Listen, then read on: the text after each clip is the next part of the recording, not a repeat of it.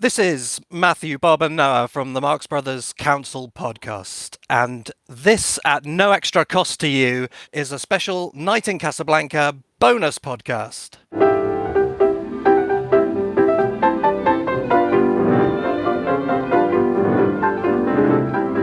Our deep dive into this movie has just landed in the form of podcast 33. But for this extra feature, we're going to be taking a look behind the scenes of the movie. And to help us do that, we're delighted to welcome eminent marksman, author of the book Groucho, Harpo, Chico and Sometimes Zeppo, and co-creator of the documentary The Marx Brothers in a Nutshell, Mr. Joe Adamson. How do you do? So, Joe, you wrote your book in the late 60s. It came out, I think, in 1973. Since then, you've obviously not stood still. You've been doing plenty more research, and I believe you've got more to tell us about A Night in Casablanca. Yes, I was researching the revision of the book, which was planned in the 90s, but and finally fell apart when the publishing house shut down. I think it was sold, but my contract wasn't sold with it. And I was trying to dig up all the material I could, and I worked at the Academy Library. There was so much stuff there. Just catching up with everything that was there was tricky. What I didn't know was that there was I worked in the Special Collections Department. In the Special Collections Department, there was a collection for a Duncan Kramer. And Duncan Kramer, if you read credits, was the art director for A Night in Casablanca. Well, what happened was when Simon Luvish was doing his book, he asked to see everything that they had at the library on A Night at the Opera. And so somebody went and dug up all this material on Night in Casablanca, confusing the two titles, and presented it to him. And he said, no, I just want to see the Night at the Opera stuff. So here he had all this stuff on Night in Casablanca, and he did not want to see it. But here I was trying to dig up everything. I didn't even know it was there. I mean, I had been working there 10 or 15 years and had never run across Duncan Kramer's name or this Night in Casablanca material. There was a script, and I think it was the script they shot from. There was definitely a preliminary script in there, but there was a separate script that I think was the one they used to shoot the film. And there were call sheets. And if everybody is aware of what a call sheet is, it is that day's guess as to what you're going to cover that day. So people get it the day before and they know what they have to prepare for.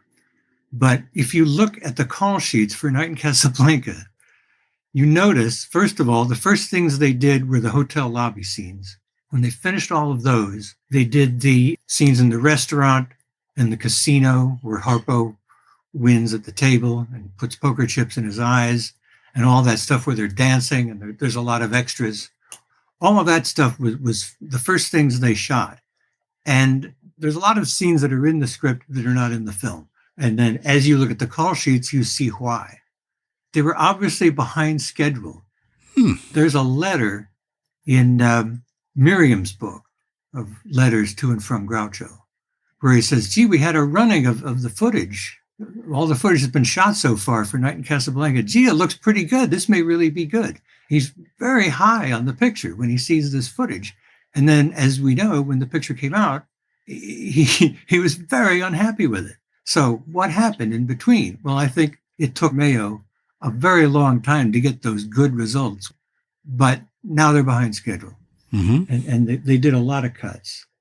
And the script differs from the film in several particulars. For instance, in the script, all that stuff with Harpo and Groucho in the elevator, the way it's written, there's like 6 or 8 people in the elevator. And Harpo's working the elevator and he does his harp number and all that stuff. But there was supposed to be a whole bunch of people in the elevator, and some of them, I think, had lines. That's all gone. They end up in jail at some point, and there's one other prisoner in the jail. Well, the way it's written, there's a riot going on outside, and the jail is jam-packed full of things. There are just 3 more prisoners in this crowded jail. That's all gone. But there just was a lot of cost cutting. One reason some of the stuff that's in the script is not in the film, and you can kind of tell when you read it, it's tricky stuff. The whole discussion about whether Chico is going to be Groucho's bodyguard, they go about halfway into the scene that was written, and then a wipe comes and they're into the next scene.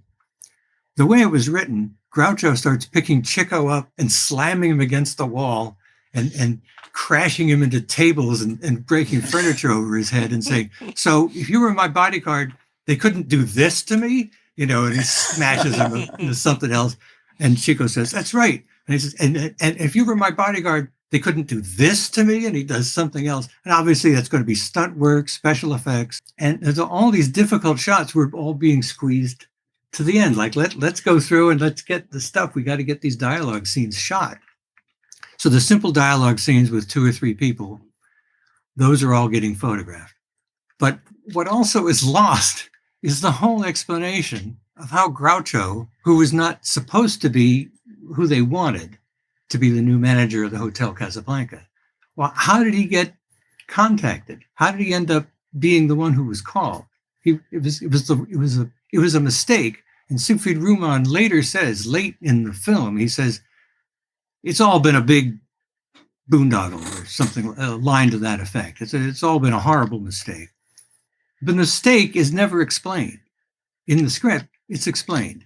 They're trying to find the manager of the Grand Morocco Hotel, and they send a telegram to the manager of the Grand Morocco Motel by mistake, and that's Groucho. And the Grand Morocco Motel, I'm not sure I have the names right, but it's something like that. It's motel instead of hotel. And the motel is like 6 tents out in the desert. And if you look in the Groucho file, you'll see a picture of Groucho talking to Ruth Roman. And Groucho captions that, yeah, this is me doing a scene with Ruth Roman, who had a part in the picture. Well, you can look at that picture of morning, noon, and night, and you'll never find Ruth Roman. So they must have shot that scene because they've got stills. And what happens is he gets this telegram, and it says, will you come and take charge of the Hotel Casablanca? And he says, I can't do that. It would mean throwing away everything I've worked for. This is my livelihood. This is my whole life, this place. A big sandstorm sweeps up. And when it clears, he's up to his neck in sand. He and the telegraph boy are up to their necks in sand. You just see these 2 heads in the sand. And Groucho says, tell him I'll take it. And that's how he gets to be there. Now, Groucho's introduction is he gets off the train and does jokes with Chico. And it's never explained how he got there. It's just vaguely remarked upon that, oh, well, it was a mistake. Well, we have all these reports about how long the first cut was. Were these things filmed and chopped out, or they just never got around to shooting them? Well, when you look at these difficult scenes, I don't think they were ever filmed. It does feel like a lot of the scenes are cut short. I think about what you say, Joe, about Horse Feathers, that it has these willy-nilly what the hell fade outs in the middle of scenes. It's kind of true here too. Very often there's a fade out and you can see the characters continuing to speak. You can't hear them. Well, also cut among the hotel lobby footage, there's a very well-written scene of Charles Drake and Lois Collier, and that's not in the picture. And when I read that scene, I said, you know what? The picture misses that scene. That scene helps you to understand why he does what he does. And my guess is maybe that was cut at that point. In other words, they got a cut that's too long, and the Marx Brothers are 3 of your producers. What's going to get cut? It's not going to be the comedy scenes. You say, all right, we'll cut that. That's, Louis B. Mayer would leave it in. But we're in charge now. We're taking it out. One thing I noticed, and I really had to do a pretty detailed comparison to pick up on this, but it became very obvious that the dialogue in the movie is much more bloodthirsty than what's in the script. For instance, there's an opening line where the chief of police says, the manager of the Hotel Casablanca has been killed. Now round up the usual suspects, something like that.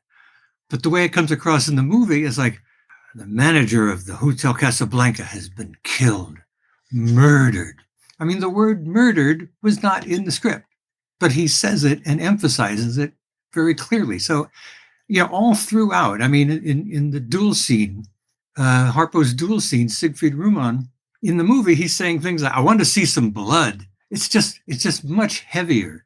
Mm. To me, it's detrimental to the comic mood, but it may be more in keeping with the mood of the audience. The audience had just gotten through World War II, and people have noted there is a difference in the films that they wanted to see. They didn't want to see the total fantasy fare that got them through the 30s. When you look at the great films of the 30s, you've got Top Hat, Bride of Frankenstein, Snow White and the Seven Dwarfs. You're in fantasy land. There are exceptions to that, but they're exceptions rather than the rule. You get into the 40s and you get the real heavy film noir films. And I think Mayo was sensitive to that, and he was trying to emphasize the dramatic aspects of the story. In the duel scene, Siegfried Riemann keeps saying, remember Heidelberg. He says, remember Heidelberg several times. Well, that's in the script. In the script, he finally gets exasperated by what's going on and all of Harpo's gags. And he finally just says, forget Heidelberg. And that serves as kind of the punchline to the scene. And that's not in the film. There were also memos in this cache.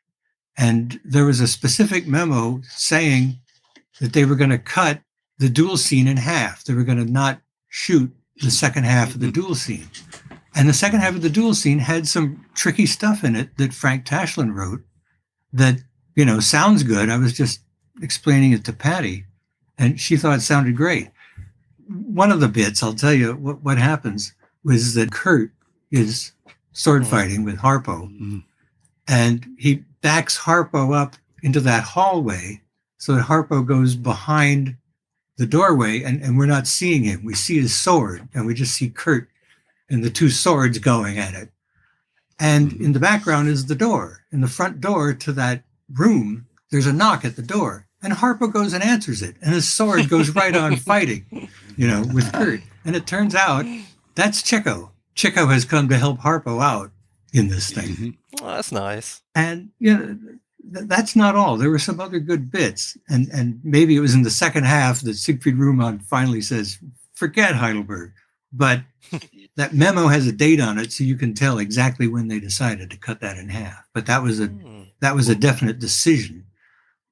The other thing that I picked up on was in comparing the film to the script, I was able to study the film more thoroughly than I had when I was writing the book. When as I've explained many times on the council Facebook page, it was a pizza parlor.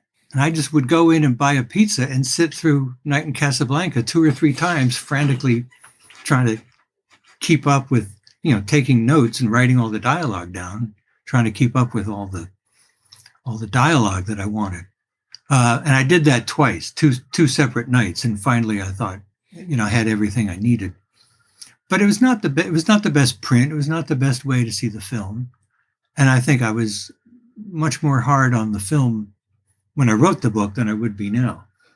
But I was able to see it really, by comparing it to the script, I was really able to see things in it I had never seen before. And one thing, I was just looking at it again with my wife. All the stuff at the airport, the far shots were shot at the Palm Springs airport with photo doubles. Mm-hmm. The closer shots are the Marx Brothers in front of a process screen at the studio, General Service Studio in Hollywood.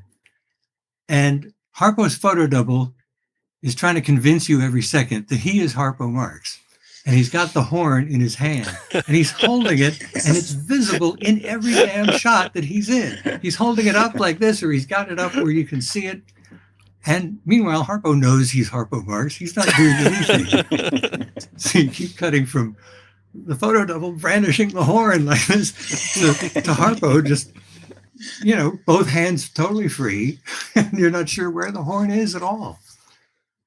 You also have that tricky stuff on board the plane, in the cockpit, but also getting on the plane where Groucho is hanging on a ladder between a car and a plane. And Harpo said to Groucho, have you had enough? And Groucho said, yes. My guess is that that's where it was. Harpo is at the plane door and Groucho is hanging by his knees on his ladder. And it just, they were approaching 60 and they just kind of had it with filmmaking, I think. So all those scenes in the cockpit and all that stuff around the plane was done late. Those were among the difficult shots that were moved to the end. Also, a difficult shot moved to the end was, I'm sure, Tashlin's gag, where he says, what do you think you're doing, holding that building up? He pulls Harpo away, and the whole building falls down. And they actually staged that. And I think they realized, no, we got to do that one. So they did it. But they sacrificed the sandstorm and the throwing around of Chico. Those were just never done. It just got to be too much. They were way behind schedule. They had to finish the picture, and they had to get the shots they absolutely needed. So that gag, which to some people is their favorite gag of all the Marx Brothers films, I think they were very smart to do that gag. How would you write your Night in Casablanca chapter now if you were rewriting it? I found rereading it just in the last week that although your general comments about the film are more negative than I guess you would be now, it's hard to quarrel with many of your specific criticisms. I think the quality of the writing is lower than some of the stuff, but the reputation that the film has today is that it's the best of a bad lot. Of all their films after Day at the Races, what would you take in preference to Night in Casablanca? There just is nothing. There just is nothing to compare it to. It's even better than At the Circus, which I think plays best of the three latter MGMs. But Rob Bader has called it borderline unwatchable. So everybody varies. What is it? Bob is the one who hates Go West. Well, that's just my shtick, actually. It has well, what I said in the book, I still believe it's true. It's like incredible highs and incredible lows. Well, I think I'd have to be incredibly high to enjoy it. But back to Night in Casablanca, I think this film's high regard among Marx fans is because Groucho, by far, is the best he's been since like A Night at the Opera. He has great material. He gives a great performance. He's just wonderful. Harpo and Chico are very good too, but I don't think their stuff is like head and shoulders above other things they had done since. But Groucho just really lights up the screen like he hadn't in over a decade. Yeah, I was just looking at it, and he cracked me up a couple times. He's got some very well crafted lines, and he has some lines. What I said about that one line, I still believe. Until I saw you two, I thought every date in town was broken. I mean, come on. Yeah. But the difference here is that line is amongst half a dozen other good ones, whereas in the last three MGMs, you'd get that line and then you get 10 minutes of Young Lovers. There seems to be just a greater quantity of good material for him. And he's good delivering it. And his scene with Mr. Smythe, yes, is still a great scene. That was the first thing I saw of the picture. I saw that in some compilation. If somebody's putting together a Marx Brothers film, I would assume one of the first things that comes to mind is, can Margaret Dumont be in this? Is there a part for her? Do you have any information about whether that was even considered? Not that I could see. By the time Duncan Kramer came on, that was, later moments, all that early stuff where they have characters named Humphrey Bogus. Mm-hmm. I don't know where she would go in that. They'd have to write something special just for her, wouldn't they? Because she couldn't be with Sig Ruman, because she couldn't be that overtly a villain. Mm-hmm. I guess. Irving Brecker told me he specifically didn't want her in Go West, but she's in At the Circus and The Big Store. Did he say why? He thought it would give the film too much of an old-fashioned quality. Of course, right. It takes place in the 1800s. Geez. But he just felt it wasn't right for that. He wrote scenes for her in At the Circus, but he just felt she wasn't right for Go West. Oh, come on. Who wouldn't want to have seen her as a madame? Yeah. And she could have stretched herself, played a Nazi in The Night in Casablanca. It could have been a chance to show her range. I think Siegfried Ruman is definitely a plus in Night in Casablanca, and also the girl, Lisette Verea. Yeah. I like her a lot. I think she's better than Florence Rice, and she wipes Lois Collier off the screen. When the cast list came up, my wife said, "Who's Lois Collier?" And she had been there, but she just didn't make as big an impression. Lisette Verea really makes an impression. She's quite good, but I don't think she liked working in the movies.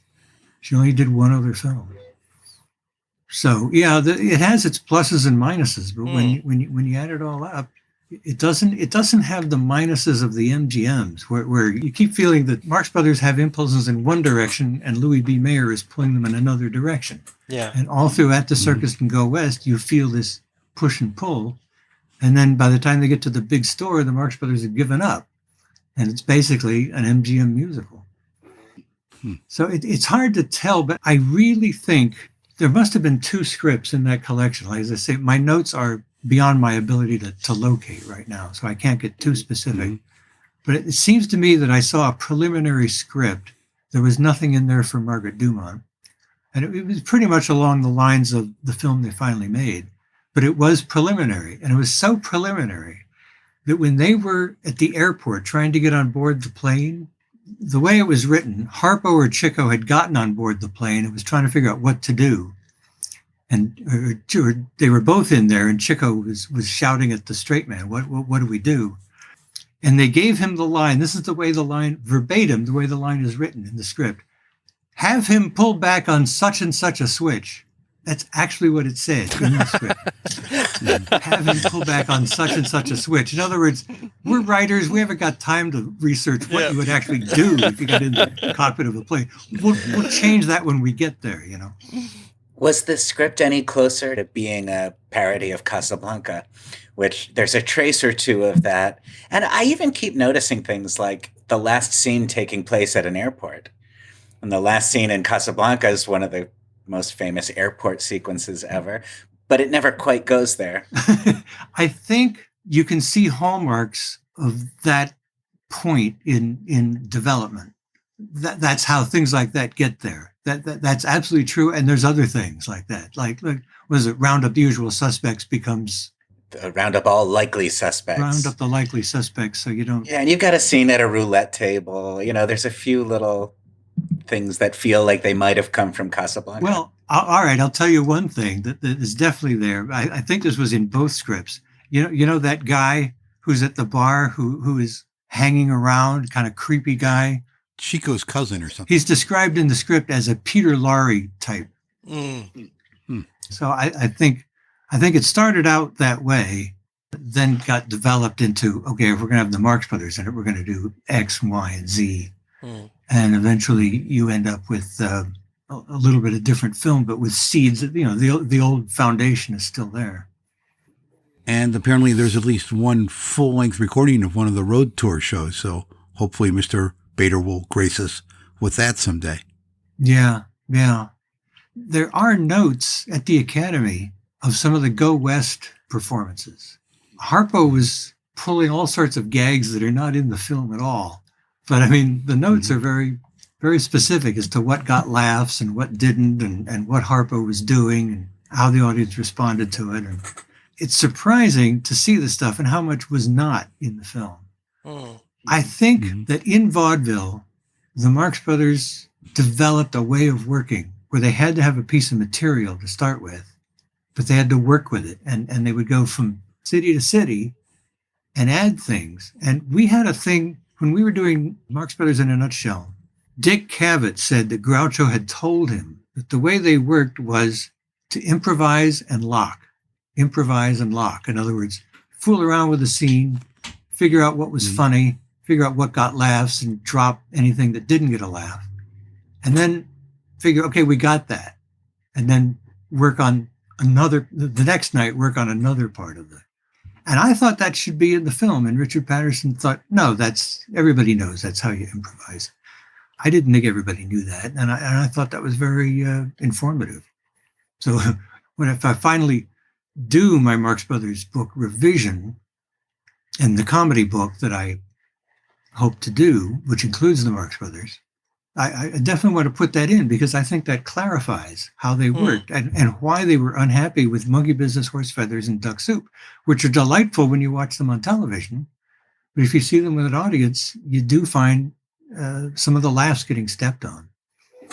And they were still adding things. Have you guys seen the interstitial on Turner Classic Movies where Marie is talking about shooting day at the races? Marino Sullivan? Yes. And she said Groucho ad-libbed the line, "You're awfully big for a pill yourself." He ad-libbed that during one of the takes. Now here they'd performed it live many, many times and supposedly had it down. This is the scene, but he's still ad-libbing because it cracked her up and she ruined the take. And Margaret Dumont told her, don't worry about it. The boys like to know that the stuff is really going to be funny when it gets in front of an audience. So, they were not at all concerned that a take had been blown because somebody laughed. They just said, all right, we'll do it again. But it's interesting when, to read Arthur Marx, you think, oh no, they road tested the scenes. So by the time they took them on the stage, they knew exactly what to do. And I'm sure that was 95% true. But the thing is, they were still ad-libbing because that was their style. And we certainly shouldn't fail to mention that this film was the source of what has become one of the most famous Marx images of all time, and that is the shot of them smoking the water pipe. It certainly was a huge poster back in the 60s and 70s. It certainly hung in the dorm room of every Marx fan I knew. Including mine. I had that and Buster Keaton and W.C. Fields. It's interesting to me, and I've said it several times on the Facebook page, that still is one of the things shot on that set, the Grand Morocco Motel, which does not appear in the film, like Ruth Roman. Doesn't appear anywhere in the film, but that's that same set. Mm-hmm. So that very famous still is seen everywhere, relates to no scene in the film, but there is a set that was supposed to be in the film and is in the script. I imagine there must have been a lot of disappointed college kids who specifically sought out the film just to see that scene. The bong scene. Yeah. Yeah, I wonder if it was just a posed portrait with that hookah or if it was actually in the script and there was some material where they smoke out of a hookah together. Well, Chico and Harpo would never appear on that set in the script. Oh. So it would have been, they might have done something for the trailer or something like that. But my guess is it's just a still. So those are my notes. It took me 5 years to go through all the stuff on Night in Casablanca in the Duncan Kramer collection and also Love Happy in the Lester Cowan collection. On Love Happy, we had production reports of all the films. It's the only Marx Brothers film where I've been able to find production reports. Fascinating stuff and a pleasure as always. Thank you very much, Joe Adamson. Okay. Thanks, Joe. Thank you. And thanks to you for listening. Please like, share, comment, and tune in again next month for the Marx Brothers Council podcast, episode 34. Until then... Now, wait. Before you introduce the final song, I have a special surprise. I've been practicing, and I've worked something up, and I hope you enjoy it. Now, everybody just sit back and listen.